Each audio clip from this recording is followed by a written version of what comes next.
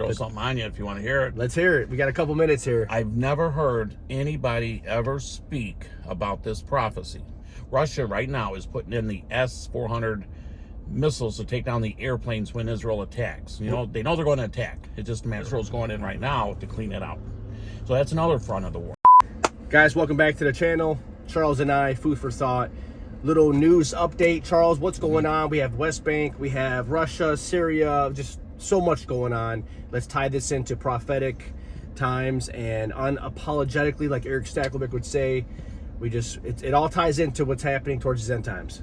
So, yeah, that's right. Judea and Samaria now is lighting up, and that's across from Jordan. And Iran has been feeding a lot of weapons inside of it's Judea and Samaria. Everybody calls it the West Bank, right, but it's really, in the Bible, calls it Judea and Samaria. It's Israel owns it. So there's a lot of weapons and all that's in there, and Israel's going in right now to clean it out. So that's another front of the war. You know, they have the Gaza war, they have the Hezbollah war, Lebanon, Syria war. I mean, they're surrounded right now by their enemies, and they're ready to pounce on them. How many fronts would you say Israel's facing? How many fronts? 7 fronts. 7, right. So Israel's facing a 7-front war. Mm-hmm. That's crazy. So, I mean, because you have Hezbollah. Yes. You have what? Syria. Yep. You have Hamas. Obviously, Hamas. Judea, Samaria. Yemen. Yemen. Then you have Libya. Then, of course, you have, did we say Syria? We said Syria, but maybe one of them is... You have Iran. Definitely Iran. And then you have just people that's not even over there, the front from over here, the anti-Semitic, people who were just wanting to the Taliban. Hate the Jews. Remember the Taliban? When Biden pulled out of Afghanistan, he left, 333 million rifles along with tanks and Bradleys and... all that ammunition, all those weapons are the Taliban just called up Iran and said, let us in. Let's go. We'll go right now and hit Israel. Really? Yeah. And Syria, here's the big thing that's nobody's watching. We talked about it before. Russia right now is putting in the S-400 missiles to take down the airplanes when Israel attacks. You know, they know they're going to attack. It's just a matter of when, not if. And because Russia right now has got invaded by Ukraine. Right. And they own like 500 miles or so, or a whole bunch of land they took over. Yeah. And Russia could at any time take them out if they want to, but they love the people in that country, so they don't want to hurt them, and that's why Russia is playing patty cake with them. He's trying to stop them, but he's trying to do it as nicely as possible. He's actually a Christian Orthodox. Putin? Yes. Wow. And he's just trying to do the right thing, and Biden stepped on his toes and forced him into this war. If you look up what Biden did, he put some armaments inside of Ukraine, and Putin said, don't do that. I have to, you make me go in then. And he did anyways, and that's why Putin went in. And right now the United Nations has threatened Putin with major war. Really? United Nations, yes. I mean, I'm sorry, NATO. NATO, right. Yes, NATO. But NATO threatened NATO threatened Russia. This was recent. Yes, like a couple days ago, that they're going to zap them. And Russia's like, let's run it. So Russia, this is why the hook in the jaw. Yeah, I was just about to say that. Russia is going to say, okay, go ahead. Let's play games. We're taking Israel out. Let's go. And so that's why Russia it's S-400s. Ezekiel 38 and 39 has mentioned Russia. And why is Russia there? And all these players are in place right now from Ezekiel 38 and 39 and the Psalms 83. It names the players, and they're all there right now, ready to go in. Turkey. Oh, Turkey's a big one. Turkey's out. He's been made. What has Turkey been saying? Go get them. What are you guys waiting on? He says, come on. He says, what are you waiting on? We can I thought take he was them. saying he was even saying, I'll put my troops in there. Yes, he says, let's go. What are you waiting on? And he can't do it because he needs Iran, because Iran's the big player. They're the ones controlling all this. Yeah, modern day Persia, right. Yes, and the kings are lined up right now to go in. And this is where it all differs is most people say that Israel's going to win. Yeah. But I'm more on that take. Charles is more on the take of Israel's they're gonna not survive during this time. Israel will win, but not this Israel. That's why the remnant, the 144,000, is going to be God's fulfillment of his promise. That's why he mentions them in Revelation, is because he's going to fulfill that promise by bringing them back to the promised land after he kicks Babylon out, after Iran and all take that land over. So you're saying the 144,000, it's a little off topic here. Are you saying the 144,000 aren't the Jews after the Lord comes back? that be our converted Christians? They are the ones. They are Benjamin. That's why Simeon. Oh, those are the Christians. Those are the ones who are converted after the 144,000. rapture, right? No, the 144,000 is from the 12 tribes of Israel. Okay. And nobody knows who they are, but God knows. And that's why he's going to repopulate it and give his promise that he is going to repopulate it and give them the land he promised. And that's why he says the 12 tribes. And they're going to have marks on their forehead. That way we all know who they are. Interesting. And they're going to march back in to Israel, and they're going to be sitting at Armageddon, and that's why you have the Battle of Armageddon, and it's the battle at Armageddon, not around the world, because 144,000 are sitting there. It's a location. That's why they all attack them, because they don't want them to do it again, and it's just because Iran and all takes this Israel over.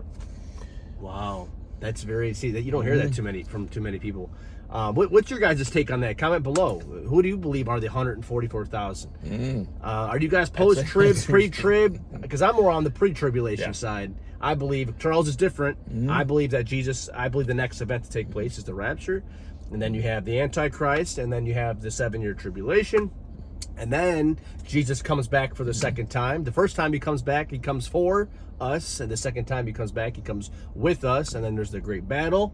And then after that is the millennial reign. Well, I can throw something on you if you want to hear it. Let's hear it. We got a couple minutes here. I've never heard anybody ever speak about this prophecy at all, ever. The year, the month, the day, and the hour. It's in the book of Revelation. I don't know exactly which verse and all it is, but it's right there. It is talking about on the hour, they're planning a year, a month, a day, and an hour, planning the GOG and MAYGOG war. October 7th, they struck Israel. Israel was at peace basically with them. They weren't firing missiles at each other. Lebanon wasn't, or they struck them on October 7th. Go a year from that is October 7th, 2024. A month from there would be November, during our election time, and then a day. It says GOG and MAYGOG with 200 million man army is going to attack at the end of a year, a day. I just said that one. They're coming in.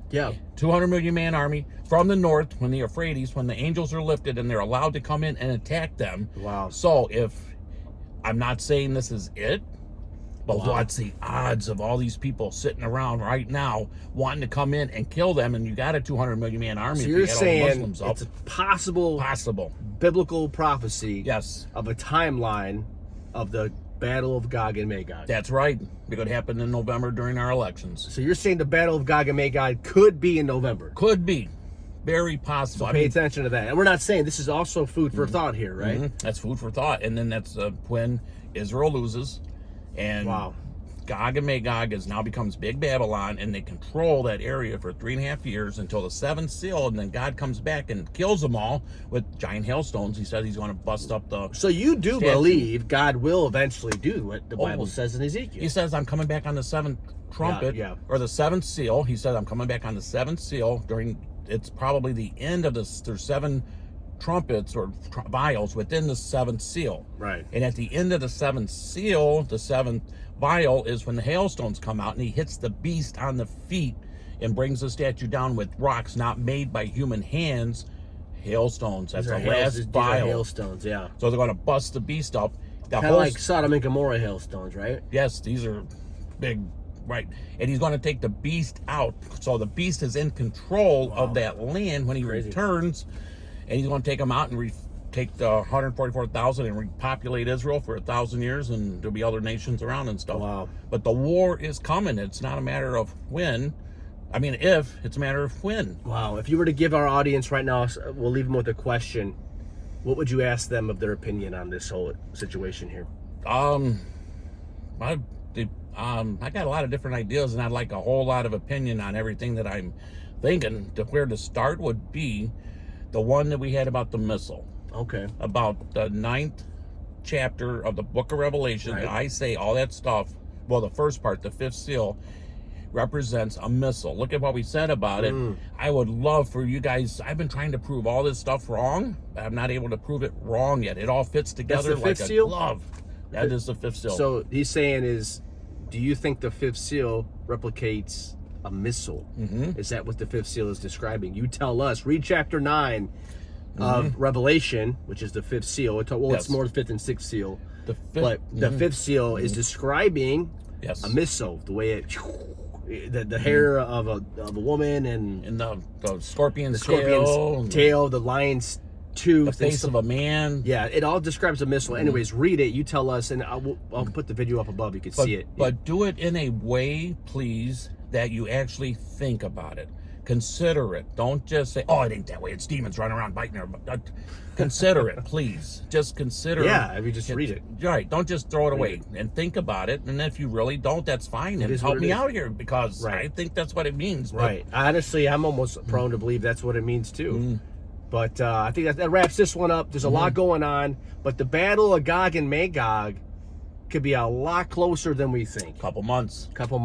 If it is, game on. Game on. It's better if it happens this way. It's better than what all these Christians are saying, because the whole world's going to turn to peace, but the Middle East is going to be where the war and the tribulation's at. Yeah. So the Spirit's going to be poured out upon all flesh, and we're all going to, if it's the way I'm saying, it's better. Yeah. The other way is, well, it's food for thought, right? Food for thought. So we'll wait and see, and we'll see you guys in the next one, right? All right, right. All right, Charles. Thank you, Dan.